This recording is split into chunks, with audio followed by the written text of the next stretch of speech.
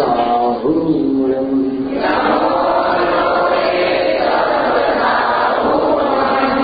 एषु पंच नमो यारो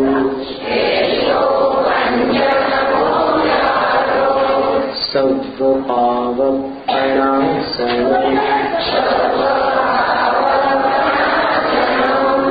मंगलाणं च सर्वेषां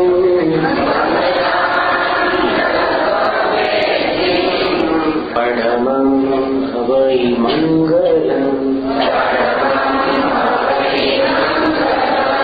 चत्वारि मंगलम् अरहन्त मंगलम् सिद्ध मंगलम् साहु मंगलम् केवली पंडितो धम्मो मंगलम्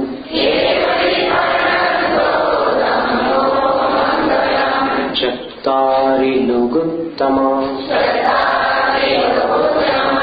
अरहन्त लुगुत्तमा सिद्ध लुगुत्तमा साहु लुगुत्तमा केवली पंडितो धम्मो लुगुत्तमा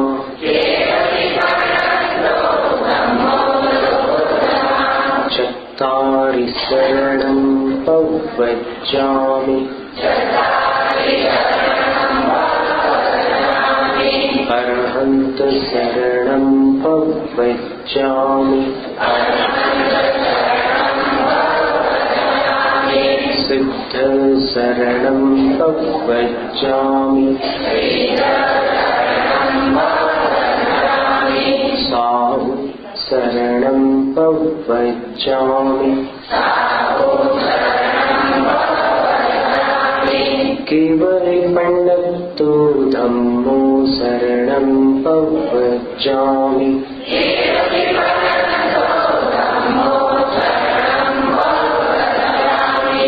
परम पूज्य देवालय तीर्थंकर भगवान श्री आदिनाथ स्वामी उत्तम शौच धर्म आचार्य गुरुवर श्री विद्यासागर जी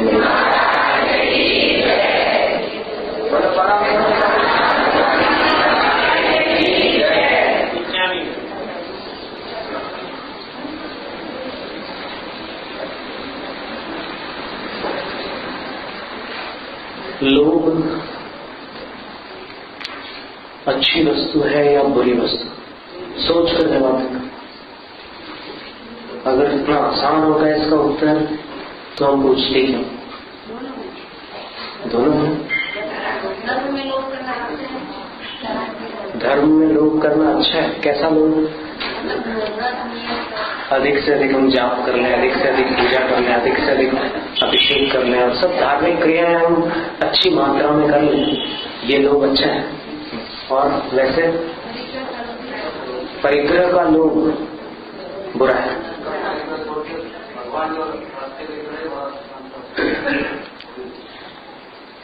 भगवान के रास्ते पर चलना तो सब सर्व सुलभ नहीं है। अभी तो सामान्य प्रश्न ये था कि लोभ अच्छा है कि बुरा है, तो उसका उत्तर ये मिला कि किसी अपेक्षा से अच्छा है, किसी अपेक्षा से बुरा है। बिल्कुल सही उत्तर है। कोई भी स्यादवाद को समझने वाला जैनी मनुष्य जिसने जिनवाणी का स्वाध्याय किया है, वो दुराग्रह पूर्वक एक उत्तर नहीं दे सकता, क्योंकि वो जानता है कि दोनों दृष्टियां लगाने के बाद ही सही उत्तर सामने आता है। एक ही वस्तु अनेक रूप होती है। जैसे एक मनुष्य है, वो पुत्र भी है, पिता भी है, भतीजा भी है, भांजा भी है, मामा भी है, चाचा भी है। कितने सारे संबंध उस एक व्यक्ति के साथ है, लेकिन वो अलग अलग अपेक्षाओं से, अलग अलग दृष्टियों से। इसी प्रकार लोग अच्छा भी है, बुरा भी है। इसीलिए कसाय पावड़ ग्रंथ की पहली पुस्तक में आचार्य वीरसेन स्वामी ने लिखा है, लोहो सिया पेजम। लोभ जो है वो किसी दृष्टि से अच्छा है। क्यों? क्योंकि मोक्ष और सद्गति का जो लोभ है मनुष्य के अंदर, वो ऐसा लोभ नहीं है कि हम सांसारिक सुखों में झपट पड़े, किंतु वो मंद कषाय के साथ होने वाला एक शुभ राग रूप लोभ है। तो वो किसी अपेक्षा से ठीक है, क्योंकि यदि वो लोभ न हो तो कोई दीक्षा भी न ले, कोई व्रती भी न बने, और ऐसी स्थिति में व्रती बने बिना, दीक्षा लिए बिना किसी का भी कल्याण न हो। इसलिए आचार्य कहते हैं लोहो सिया पेचन। फिर आज जो उत्तम शौच धर्म का दिन है,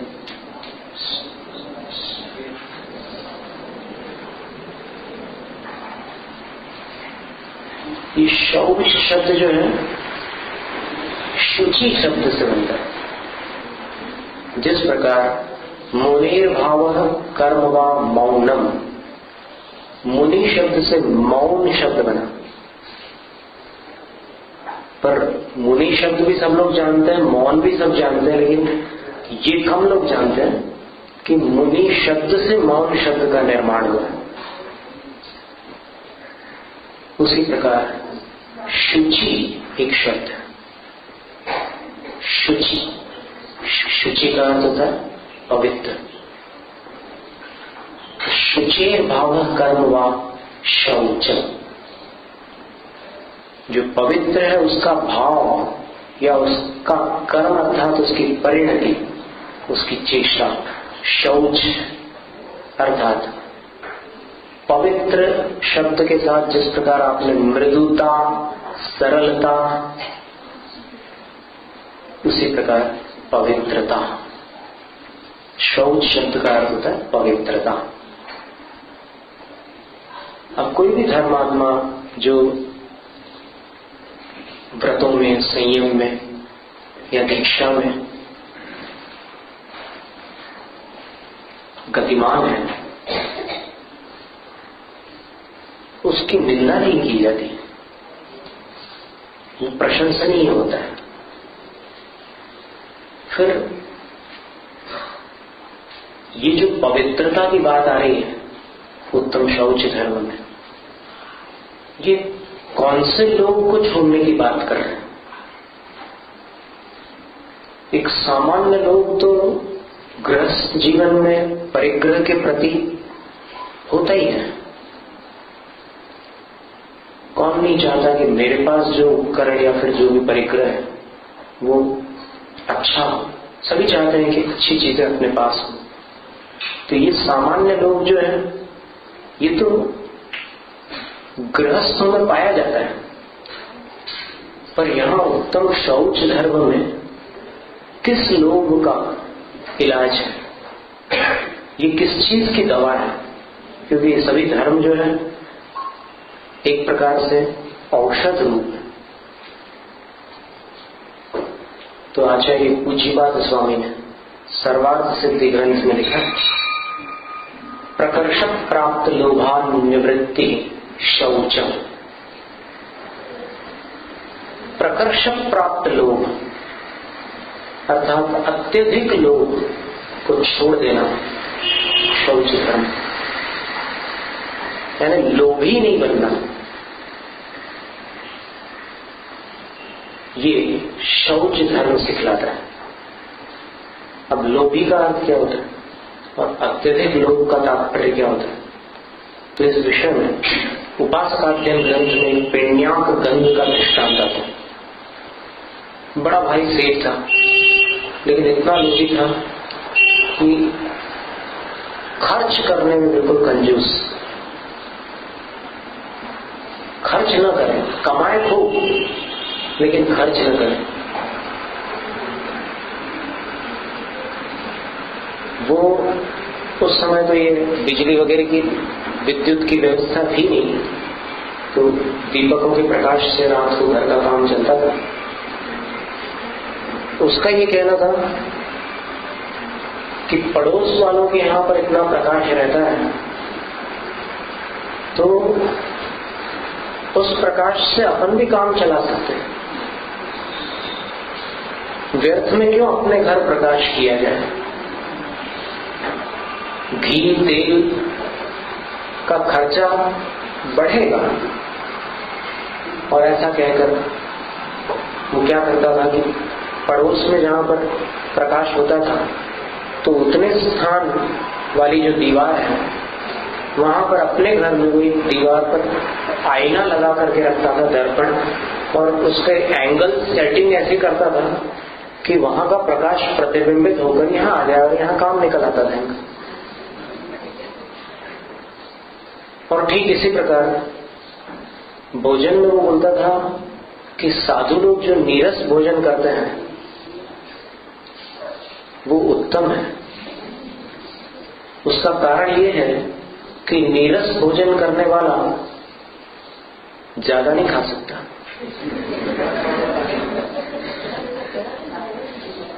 और यदि कोई लिमिट में खाए, सीमित खाए, तो फालतू खर्चा नहीं होता है। इस कारण से वो कभी घर पे नमक लाने नहीं देता। अब रही बात तेल की या घी की, तो फिर वो भी अपने बच्चों को भेजता था, बोलता था कि बाजार में जाकर के तेल ले लेना, और उसके बाद उसमें कुछ देख करके तुम ऐसा कह देना कि ऐसा तेल तो पिताजी को पसंद नहीं आएगा, ये वापस रख लो। तो फिर तुम वापस डाल देना, और फिर उस बर्तन में जो चुपका रहेगा उससे काम चलेगा। और कभी कोई खास दिन हो, जब कुछ खास खाने की इच्छा हो, तो फिर बाजार से वही तेल का बर्तन लेकर के जाना और फिर उस बर्तन में नमक भरवा लेना, फिर बोलना कि इतना नमक पिताजी को पसंद नहीं है, फिर वापस कर देना। तो उसमें जो चिपका रहेगा उससे अपना काम त्योहारों के दिन कोई नमकीन वस्तु बनाने में चल जाएगा। इसी प्रकार और भी चीजें वो करता रहता था। और सर्दियों में जो बच्चों की त्वचा फट जाती थी, कई बार ऐसा देखा ना आपने, बच्चों के गाल वाल फट जाते हैं ठंड के मौसम में, तो फिर उनकी पत्नी कहती थी कि अब क्या करूं, अब तो तेल या घी तो लगाना ही पड़ेगा। तब फिर वो थोड़ा सोच करके ऐसे होता था, नहीं लगाना पड़ेगा। क्यों? देखो, पड़ोसी के बच्चे तो लगाते ही हैं, तो अपने बच्चे उनसे जाकर गले मिलेंगे, बढ़िया ढंग से गले मिलेंगे। या फिर खेल कूद में, बच्चे तो खेलते कूदते रहते हैं, तो फिर कभी कुश्ती खेल लेंगे। तो कुश्ती खेलने से क्या होगा कि शरीर के अनेक भागों पर तेल लग जाएगा। इसलिए ये सब व्यर्थ के खर्चों की बात मत किया करो, तुम समझा करो मैं कितना विवेक से काम करता हूँ। ऐसा करते करते उसने लोभ के कारण, अत्यधिक लोभ के कारण बहुत कर्मों का बंध बांधा। एक दिन जब वो चला जा रहा था कहीं पर, तो किसी बैलगाड़ी में काली ईंटें खड़ी हुई थी, और वो महल से ईंट ले जा करके कहीं और बाहर दूर किसी खंडहर में वो ईंटें डाली जा रही थी। तब फिर इसको बड़ा आश्चर्य हुआ कि ऐसा क्यों हो रहा है। तो इसने पूछा कि ये क्या चल रहा है। तो बोले कि राजा ने आदेश दिया है कि उनके यहाँ जो ईंटें एकदम खराब हो गई, पुरानी काली पड़ गई, उनको बाहर फेंक देना है। तो वो बाहर फेंक रहे हैं। तो बोले कि इसमें से एक ईंट मुझे दोगे, पैर घिसने के काम आएगी। तो फिर उन्होंने बोला कि ले जाओ, उसमें क्या है, तो वैसे हम फेंक ही रहे हैं, फिर एक तुम ले जाओगे। तो वो लुब्धक सेठ उसका नाम था, वो ईंट घर ले आया और फिर उस पर रोज अपने पैर घिसता था। पैर की सफाई करते हैं लोग, तो वो पैर घिसता था ईंट पर। घिसते घिसते क्या हुआ कि वो जो उसके ऊपर काला आवरण आ गया था वो हट गया, और हटने के बाद सेठ दंग रह गया ये देखकर कि वो सोने की ईंट थी। उसको लगा कि देखो, न राजा को पता है न कर्मचारियों को पता है कि ऐसा अनमोल खजाना ये लोग वहां बाहर खंडहर में फेंक रहे हैं। चलो अब मैं कुछ अपनी तरक्की का रास्ता निकालता हूं। अब क्या था कि वो जब तेलियों के मोहल्ले में से निकलता था, जहां तेल निकालते हैं ना कोलों में से, आजकल तो मशीन आ गई, तो तेल निकालते हैं, तो फिर तेल निकालने के बाद जिसमें से तेल निकाला है वो जो टुकड़े होते हैं उसको यहाँ क्या बोलते हैं? खल बोलते हैं, हिंदी में खोल बोलते हैं। वो तो खैर साबरकांठा की भाषा थोड़ी सी अलग है, साबरकांठा ऐसा बोलते हैं। पहुंच वागी क्या, पौड़ी क्या है, कोई बात नहीं, विजयनगर की भाषा नहीं, यहाँ और भी जगह बोलते हैं साबरकांठा, हमने हिम्मतनगर में, तलोद में भी सुना। देखो संयोग से हमारे चौमा से यहाँ पर साबरकांठा में हो चुके हैं, तलोद में भी हो चुका है, हिम्मतनगर में भी हो चुका है, विजयनगर में भी चल रहा है। अब देखो आज नवमी का दिन है, कौन सी तिथि आज? नवमी। नवमी को ही हम यहाँ पर प्रवेश हुए थे विजयनगर में, 2 महीने पहले नवमी के दिन सोमवार को हमारा प्रवेश हुआ था। कैसे समय निकलता है पता नहीं चलता, और आनंद का समय तो कैसे निकलता और भी पता नहीं चलता, और समय निकलते निकलते एक दिन पूरा जीवन भी निकल जाता है। और फिर जो लोग कमा लेते हैं वो तो उस समय निश्चिंत हो जाते हैं, और जो गंवा लेते हैं वो उस समय चिंतित हो जाते हैं। इसीलिए 10 धर्म के दिन आपको कुछ ऐसे संदेश देने आए हैं जिससे आप कुछ कमा सको। देखो साल भर गाड़ी बिना पेट्रोल के चलाओ तो कैसे चले, बीच में तो पेट्रोल भराना पड़ता है। अब होता ये है कि कुछ ऐसे लोग हैं कि जो 10 दिन पेट्रोल भराते हैं, बाकी 350 दिन बिना पेट्रोल के रिजर्व में गाड़ी की। कौन सा पेट्रोल? ये धर्म का, ये पुण्य का पेट्रोल। पर इसके बिना गाड़ी ज्यादा नहीं चलती। कई बार बीच में कितनी विपत्तियां आती, कितने संकट आते हैं। कभी कर्ज का संकट, कभी बीमारियों का संकट, कभी पारिवारिक झंझटों का संकट, कभी पड़ोसियों का संकट, कभी बॉस का संकट, कभी व्यापार का संकट। कितनी लंबी लिस्ट है संकटों की। ये सारे संकट किनके पास आते हैं? जो बिना पेट्रोल की गाड़ी चलाते हैं। आते ही हैं संकट, बिल्कुल डेफिनेट। इसलिए पेट्रोल बिल्कुल टैंक फुल रखा, कम से कम एक बार रोज भगवान जी के दर्शन करने के लिए मंदिर आकर पेट्रोल भरा लो। और ये बात विज्ञान से भी आज सिद्ध हो गई। अहमदाबाद के एक शोधकर्ता ने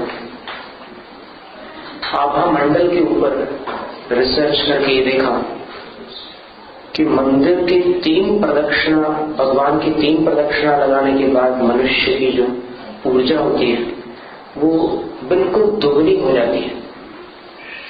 बहुत आश्चर्यकारक बात थी। एनर्जी रीडर नाम का एक यंत्र है उनके पास। उस यंत्र में उसने एक मनुष्य के बाल अंदर डाले, और बाल डालने से क्या होता है कि उस मनुष्य की एनर्जी को वो यंत्र पकड़ लेता है। कहीं भी वो कितनी भी दूर चला जाए तो पकड़ लेता है, उसकी जहां तक सीमा होगी। तो ऐसा हुआ कि उसने उसके बाद उसकी एनर्जी को नापा। तो नापने के बाद उसकी एनर्जी फील्ड उसका 1.5 मीटर निकला। और फिर प्रयोग करने के लिए उससे सिर्फ एक एक्सपेरिमेंट के तौर पर ये कहा कि तुम भगवान की 3 परिक्रमा लगाकर आना जरा।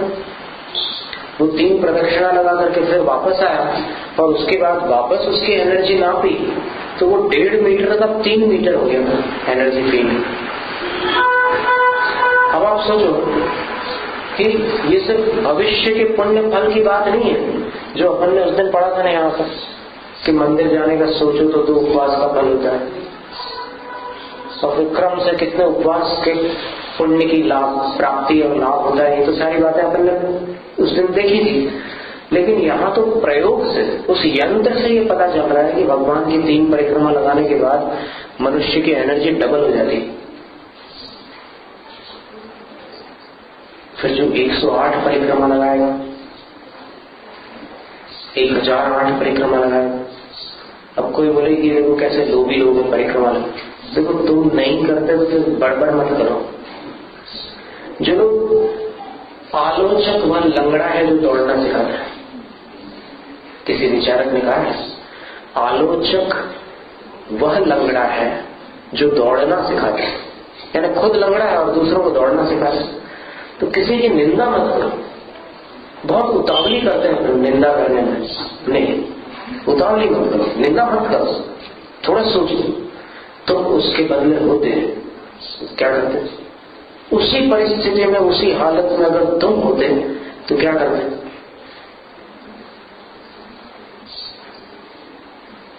किसी पर भी कषाय करना सरल है, पर किसी के प्रति सद्भावना रखना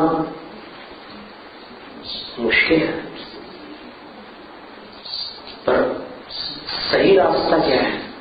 निंदा करना या सद्भावना रखना? यदि अपन धर्म करके भी दिन रात निंदा में लगे रहें और अपने अंदर किसी के प्रति सद्भावना ही न जगे, तो फिर कहीं ना कहीं धर्म करने में कोई गलती हो रही है या फिर कोई भूल चूक हो रही है। निश्चित धर्म ठीक से नहीं कर पा रहे हैं, ये निश्चित समझ। तो ऐसी स्थिति में एक बार एक व्यक्ति किसी दुकान पर गया और कहता है कि मुझे फलानी वस्तु चाहिए। दुकानदार बोलता है कि ठहरो थोड़ा, आदमी आता है तो निकाल के देगा। तो फिर वो ठहरा थोड़ी देर, लेकिन इंतजार बहुत भारी पड़ता है। प्रतीक्षा कठिन परीक्षा होती है। जैसे अभी शांतिधारा के पहले इंतजार कैसा लग रहा था, फिर नमोकानंद पड़ा तो थोड़ा सा मन हल्का हुआ, लेकिन फिर भी बीच बीच में दरवाजे की तरफ ध्यान ज्यादा है, नहीं क्या तो परेशान हो गया। तो उसको क्रोध आ गया और क्रोध में उसने बोला कि तुम खुद उठ करके क्यों नहीं दे देते? तो फिर उस व्यक्ति ने कहा कि हे ग्राहक, यदि मुझ में क्षमता होती तो मैं अवश्य देता, पर क्या बताऊं, मेरी मजबूरी के कारण मैं नहीं दे पा रहा हूं। मैं जानता हूं कि आपको इंतजार करने में तकलीफ हो रही है, मैं क्षमा चाहता हूं, पर वो ग्राहक पूछता है कि क्या तकलीफ है आप? तो फिर ऐसे नीचे इशारा करता है और ग्राहक जब ऐसे उस काउंटर के आगे थोड़ा झुक करके देखता है तो उस दुकानदार के पैर कटे हुए थे, एक्सीडेंट में पैर कट गए थे। कभी कभी क्रोध करने के पहले अपन ये सब नहीं सोच पाते कि सामने वाला किस परिस्थिति में, क्यों उसको ऐसा करना पड़ रहा है जैसा वो कर रहा है।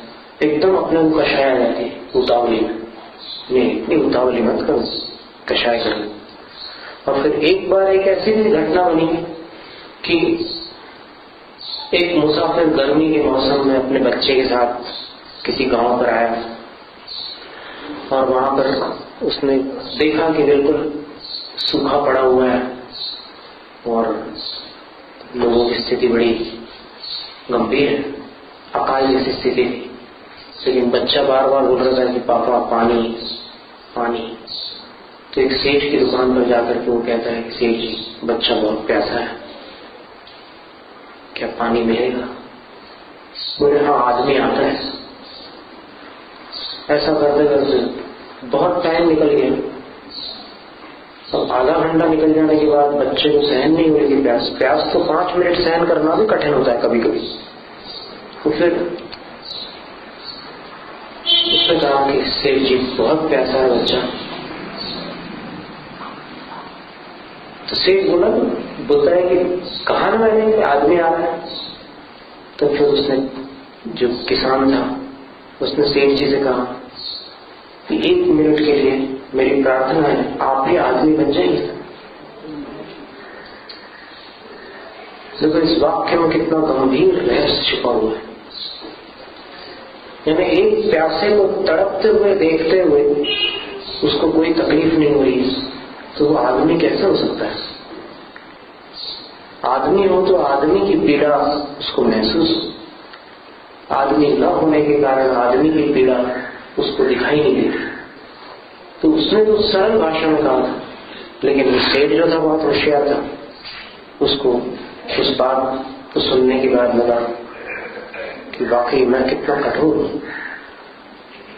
इसने जो कहा कि 1 मिनट के लिए आप ही आदमी बन जाइए, इसका भाव तो ये था कि वो आदमी पता नहीं कब आता है आपका सेवक, पर बच्चे को प्यास लगी है, ये सही कह रहा है, अब मैं दोनों प्रकार से आदमी बन जाता हूँ।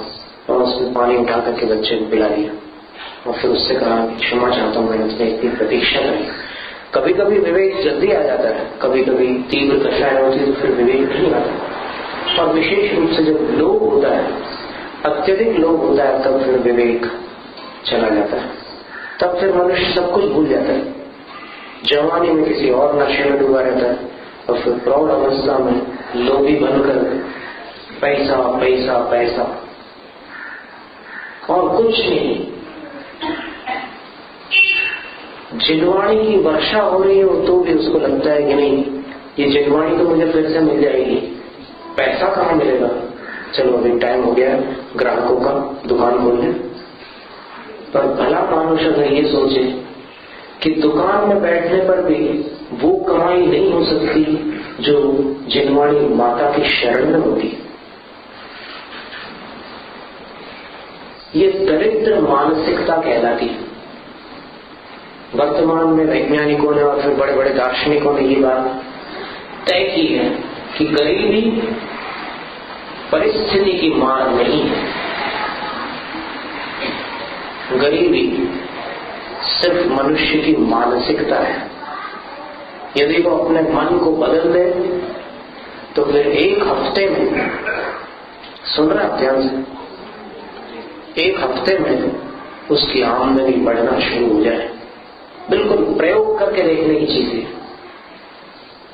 फालतू के लोगों से सिर्फ कर्म बंद होता है, पैसे नहीं आते हैं। दुकान पर बैठने मात्र से पैसे नहीं आते। कोई 2 घंटे दुकान पर बैठता है और उससे ज्यादा कमा लेता है जो 12 घंटे बैठा हुआ है। क्या कारण है? वही दुकान है, बिल्कुल सामान वही का वही है, लेकिन कारण क्या है? तो अपन ऐसा बोल देंगे कि पुण्य का उदय है।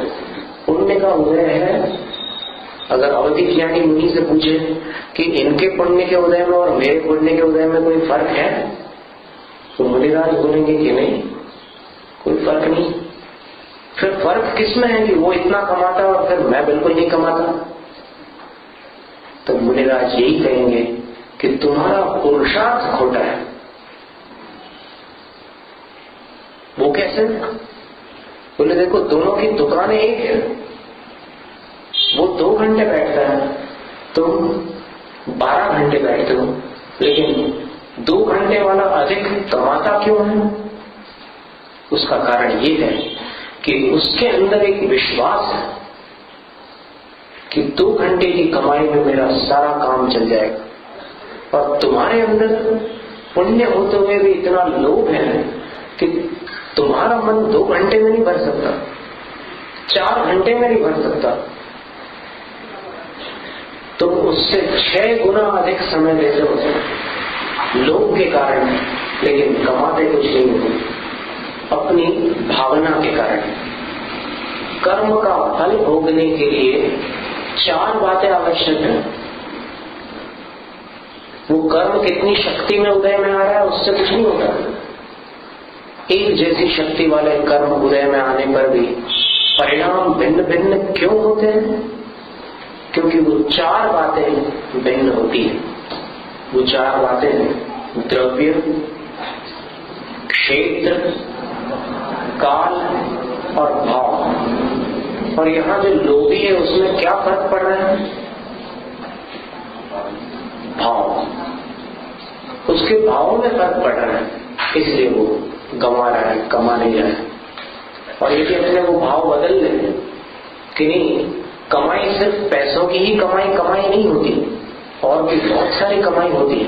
परोपकार भी एक कमाई है, धर्माराधना भी एक कमाई है, जिनवाणी माता के उपदेश को सुनना भी एक अनमोल कमाई है। यदि इतना वो विवेक रखे तो फिर वो 12 घंटे वहां खर्च न करके दूसरी कमाई भी साथ साथ में करता जाए। लेकिन जो अत्यधिक लोभ की परिणति है, उसकी दवा उसने नहीं खाई। दवा क्या थी? उत्तम शौच। और यही कारण है कि वो लोभ के कारण मनुष्य के गुणों से भी धीमे धीमे रहित हो जाता है। उसके अंदर मनुष्य के गुण भी धीरे धीरे घट जाते हैं। और फिर जब लोभ कषाय बढ़ जाती है तब तो क्या स्थिति बनती है संसार में? पिण्याक गंध जैसी। पिण्याक गंध उसका नाम क्यों पड़ा? क्योंकि जब वो तेलियों के मोहल्ले से निकलता था तो फिर वो जो खली का टुकड़ा निकलता, तेल निकल जाने के बाद वो अपने हाथ में उठा करके सूंघता था, खुशबू जोरदार आती उसकी। कभी आपने सूंघा? बादाम का तेल निकल जाए फिर उसका जो खली का टुकड़ा होता है तो उसमें एकदम खुशबू आती है। मूंगफली से भी तेल निकलने के बाद जो टुकड़ा आता है उसमें भी खुशबू आती है। जो भी तेल निकलने वाली वस्तुएं हैं उनमें से तेल निकल जाने के बाद खुशबू आती है। तो उसने सोचा कि ये अच्छा आइडिया है। देखो, ज्ञानावरण का क्षयोक्षम तो बहुत सुंदर है, लेकिन कषायों की गति दूसरी तरफ। तो क्या था कि बुद्धिमान बहुत था वो लुब्धक से। उसने सोचा कि देखो, हमारे यहाँ बच्चे लोग भोजन ढंग से करते नहीं क्योंकि हम नमक डालने नहीं देते उनको। तो ये तरीका है कि नीरस भोजन गले के नीचे कैसे उतारे। ज्यादा खाने का तो प्रश्न ही नहीं है, थोड़ा भी खाना मुश्किल पड़ता है, पर फिर भी शरीर को चलाने लायक तो भोजन पेट में जाना आवश्यक है। इसलिए अब ये जो टुकड़े हैं खली के, जिसको संस्कृत भाषा में पिण्याक कहते हैं, इसको सूंघते हुए मुंह से भोजन करेंगे। एक हाथ से इसको सूंघेंगे, दूसरे हाथ से भोजन करेंगे। तो उसके घर की ये व्यवस्था हो गई कि वो खली चुनी के टुकड़ों को ऐसे नाक के पास लगाते थे वो लोग और मुंह से भोजन करते थे। तो वो सूंघते सूंघते क्या था कि एक इंद्री काम करे तो दूसरी इंद्री से गले के नीचे चढ़ जाए भोजन। ये स्थिति थी उसकी। तो ऐसा करते करते उस दुग्धक सेठ का नाम पिण्याक गंध, उस समय वहां की जो जनता थी उन्होंने इसका नाम पिण्याक गंध रख दिया कि ये आया और फिर अब भी उठाएगा खली के टुकड़े। तो वही होता था तो इसका नाम बढ़ गया। और अंततः एक दिन ऐसा हुआ कि वो ईंटें इकट्ठा करता रहा चुपचाप।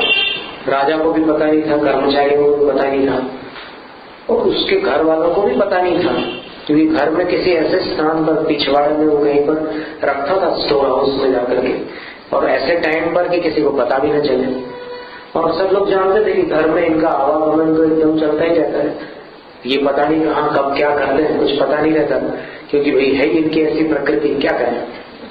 पर उनका जो लड़का था वो मां पर गया था, यानी उसके संस्कार कुछ अच्छे थे। ये पिताजी तो बहुत लोग ही थे, लेकिन लड़का जो था वो थोड़ा उदार प्रकृति का था।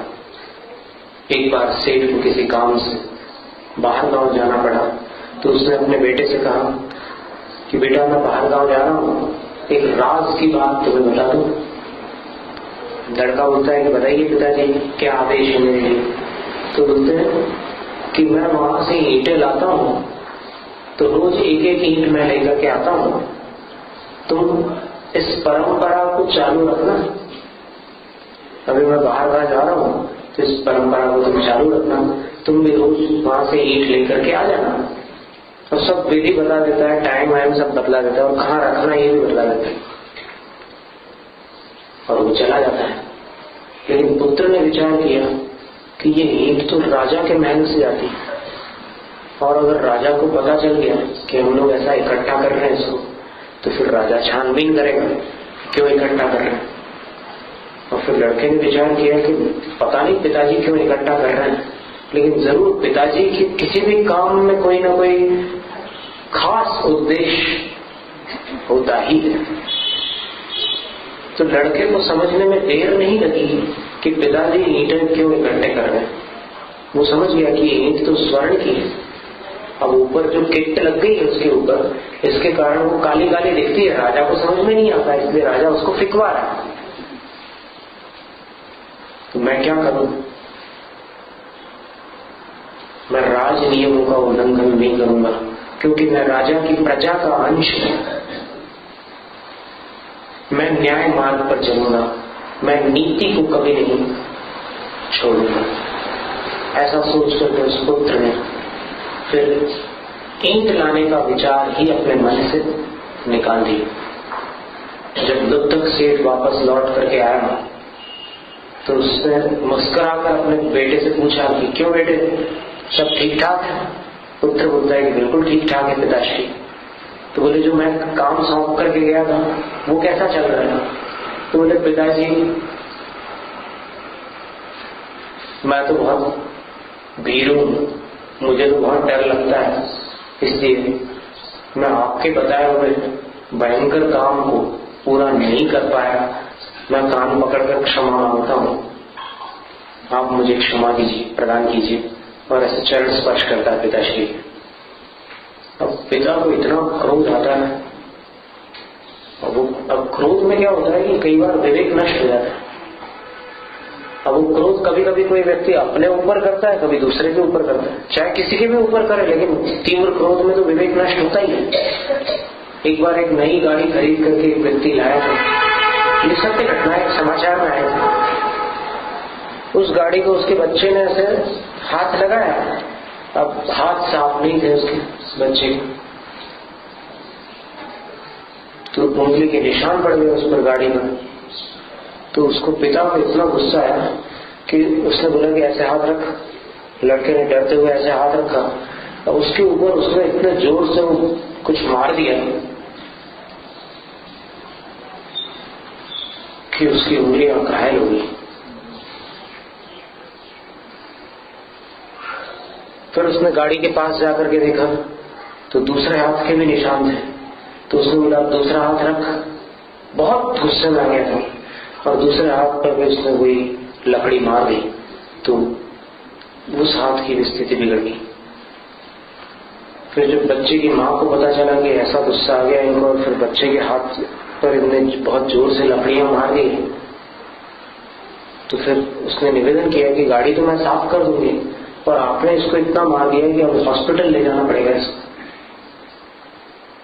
फिर हॉस्पिटल ले जाते हैं। हॉस्पिटल ले जाते हैं तो फिर डॉक्टर्स बोलते हैं कि इसकी अंदर की हड्डियां के टुकड़े टुकड़े हो गए हैं, इसको ऑपरेशन करना पड़ेगा और बिल्कुल अर्जेंट करना पड़ेगा। तो फिर उसने बोला कि कर लीजिए डॉक्टर साहब। तो जब उसने ऑपरेशन किया डॉक्टर ने, तो फिर दोनों हाथ की उंगलियां काट कर अलग करनी पड़ी।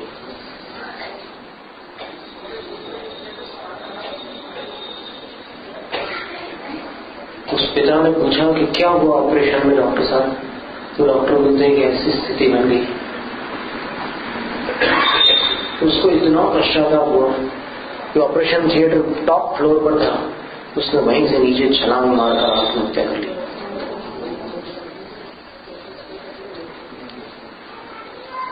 ली। कषाय की तीव्रता में विवेक नष्ट हो जाता है। इसी प्रकार लुब्धक सेठ का विवेक भी नष्ट हो गया और उसने मन में विचार किया कि इसमें इस लड़के का कोई दोष नहीं है,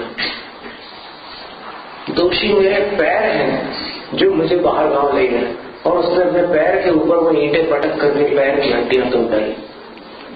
जब राजा को पता चला कि ये ऐसा है लोभी, और सारा सत्य राजा के सामने प्रकट हुआ, तो फिर राजा ने उसके पैर का इलाज तो करवा दिया, लेकिन उसको भयंकर रूप से दंडित करके वहां से निष्कासित किया।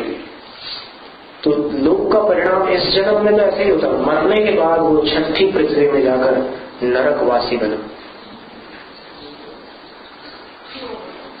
तो इस जन्म में भी कष्ट और आगामी भोग भी बिगड़ जाए, ऐसी तीव्र कषाय से क्या लाभ? कषाय छोड़ो ऐसा उपदेश नहीं है। कषाय छोड़ो ऐसा कहेंगे तो कौन छोड़ सकता है? 10वें गुणस्थान तक तो कषाय का उदय रहता है। तो अभी तो ये कह रहे हैं कि तीव्र रोग का त्याग करो। कैसे करोगे? इसका समाधान है उत्तम शौच, और उत्तम शौच को सरल भाषा में हम कहें यथा लाभ संतोष। संतोष शब्द आपने सुना है, कुछ लोगों के नाम भी है संतोष। संतोष का अर्थ होता है जो मिल रहा है उसमें बस खुश रहो। तरक्की का विचार त्याग दो ऐसा नहीं है, करो तरक्की, लेकिन इतना लोभ मत करो कि जो खुद को और दूसरों को हानि पहुंचाए। इस संबंधी एक घटना है आज वर्तमान में आचार्य श्री के द्वारा दीक्षित मुनि श्री चंद्र सागर जी, उन्होंने एक घटना सुनाई थी और वो घटना ऐसी भयंकर घटना थी और उन्होंने हमसे आग्रह किया कि इस पर आप एक कविता लिखो, क्योंकि कविता लिखने का हमने कुछ अभ्यास किया था प्रारंभ में। और आचार्य श्री के संग में ऐसा एक विचित्र संयोग है कि पता नहीं आचार्य श्री की कुंडली में भी ऐसा योग है, भगवान जाने, कि अधिकांश साधु कविताएं लिखते हैं। हमारे गुरु महाराज जी के संग में अधिकांश साधु लोग कवि हैं। तो उन्होंने जो घटना हमें सुनाई उस पर से हमने कविता बनाई और फिर जब उन्होंने कविता देखी, उस समय वो क्षुल्लक जी थे, तो कविता देख करके उन्होंने कहा कि ये कविता तो चलो अपन गुरु जी को सुनाते हैं आचार्य श्री। तो आचार्य वंदना के पश्चात गाडरवारा की बात है, वहां पर प्रातः काल में ये कविता हमने आचार्य श्री के सामने पूरे संघ को सुनाई थी। और इस कविता में थोड़े बहुत शब्दों का परिवर्तन करके, क्योंकि ये घटना जिस नगर में घटी थी उस नगर में हमारा चौमासा हुआ और चौमासे में उन घटना परिवार वालों के सदस्यों से मुलाकात हुई और उन्होंने उस घटना के और बारीक डिटेल्स और बारीक जानकारी हमें दी। तो उतना हमने कविता में परिवर्तन किया। ये घटना देखिए। भाग्य भरोसे सांसें चलती, जाने कब रुक जाएंगी, जीवन की दुकान सुहानी, जाने कब उठ जाएगी। आज यहाँ मैं अचरजकारी वह घटना बतलाता हूँ, जिसका मात्र स्मरण करके मैं स्वयं दंग रह जाता हूँ। घटना है भोपाल नगर की, पवन नाम का व्यापारी, प्राण गंवा बैठा बेचारा, कर्मों की गति है न्यारी। कारोबार मुनाफे का था, भीड़ जुड़ी रहती भारी, आने जाने वाले सबको जगह वही लगती प्यारी। लोहा बाजार है भोपाल में, वहां पर पवन की दुकान थी और व्यापार अच्छा चलता था, भीड़ वहां लगी रहती थी, सबको वो दुकान अच्छी लगती थी। आगे ही दुकान लगाते चाचा पर रहते खाली, एक बार ईर्ष्या ने मन में हलचल पैदा कर डाली। इसके जीते जी मुझको कुछ चैन नहीं मिल पाएगा, कितनी इसकी जीवन रेखा, कब यह जग से जाएगा। अब चाचा जी भी दुकान लगाते थे लेकिन उनको फायदा नहीं होता था, तो ईर्ष्या हो गई उनके मन में और लोग कषाय के कारण उन्होंने सोचा कि मुझे फायदा कम होता, फिर ये मेरा भतीजा इतनी कमाई करता है। ईर्ष्या जागृत हो गई और उनके मन में ये विचार आया कि ये जब तक जिएगा तब तक ऐसा चलेगा। इसकी जीवन रेखा कितनी है और कब ये मरने वाला है, यहां तक उसके मन में बुरे विचार आए। देखो चाचा है और वो भतीजा है, लेकिन चाचा भतीजा में भी ये स्थिति बन जाती है लोग कषाय के कारण। अपनों से अपनों को भी यह दौलत दूर हटाती है, तृष्णा के कारण रिश्तों में एक दरार पड़ जाती है। धन्य वही जिसने जीवन में संतोषामृत पान किया, छोटी कुटिया में रहकर भी प्रभुवर का गुणगान किया। पवन के पिता बहुत वर्षों पहले गुजर चुके थे। पिता रहित वह पवन पिता संग माना करता था उनको। वो चाचा को ही पिता के जैसा मानता था। बेईमानों की दुनिया में किनके सम्माने किनको। एक दिवस वह चाचा बोला, बेटा शुभ अवसर आया। एक एवरेडी का बंदा बढ़िया सा ऑफर लाया। बंदा बोलते हैं और भोपाल की हिंदी में किसी भी व्यक्ति को व्यक्ति ना बोल करके वो लोग बंदा बोलते हैं कि बंदा आया है एवरेडी वाला और अच्छा ऑफर लेकर के आया है।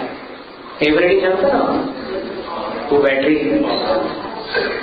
दो लड़कों के साथ मुझे बस तुमको लेकर जाना है। आज बड़े तालाब किनारे सौदा बड़ा कराना है। तुम हो मेरे सगे भतीजे, तुमको और उठाना है।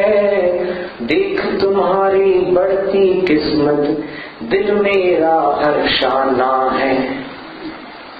तो शब्दों में कैसा वो घुमा रहा है। सौदा बड़ा कराना है, यानी मौत का सौदा कराना चाहता था। और दिल मेरा हर्षाना है, अब हर्षा ना है। पर भतीजा तो बोला था, उसने क्या उत्तर दिया? बोला पवन बगैर आपके मेरी किस्मत थी सोई। आप सरीखे सज्जन चाचा ढूंढे नहीं मिले कोई। प्रेम आपका बस ऐसे ही मिलता रहे यही आशा। सिर पर हाथ धरा चाचा ने पर खोटी थी अभिलाषा। सुंदर लाल कहा था चाचा लेकिन काम असुंदर था। हत्या का षड्यंत्र रचाया अंदर पाप समुंदर था। कैसे हैं यह रिश्ते नाते, कैसी है दुनियादारी। अरे भतीजा भोला भाला, चाचा जी अत्याचारी। अब उन्होंने योजना बना ली कि बड़े तालाब के पास जाना है। भोपाल का बड़ा तालाब एशिया का सबसे बड़ा तालाब था। 18 किलोमीटर तक लंबा, बहुत विशाल सरोवर, बहुत बड़ा तालाब। संध्या को चारों ने मिलकर पकड़ लिया खाली तांगा। 4 लोग थे, एक तो पवन था, एक उसके चाचा और 2 और लड़के थे। लड़के दोस्त पवन के थे पर दाम मिला था मुंह मांगा। हरियाली वह रही अमावस, छाया भीषण अंधियारा। कमला पार्क रुका वह तांगा, पवन भाग्य का था मारा। कमला पार्क है, तालाब के किनारे बगीचा है, उसका नाम है कमला पार्क।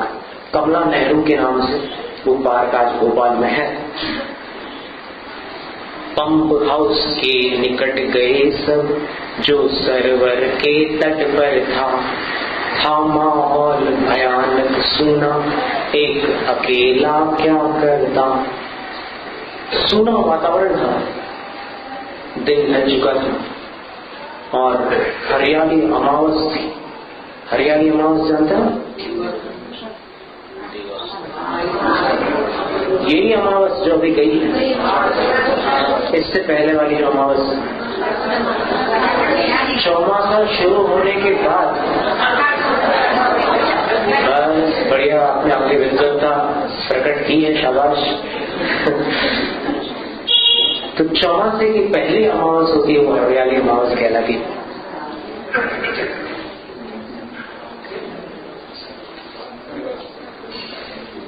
लोहे के कुछ पाइप उठाकर वे तीनों तैयार हुए, पवन देख कर के चकराया, हम तो आज शिकार हुए।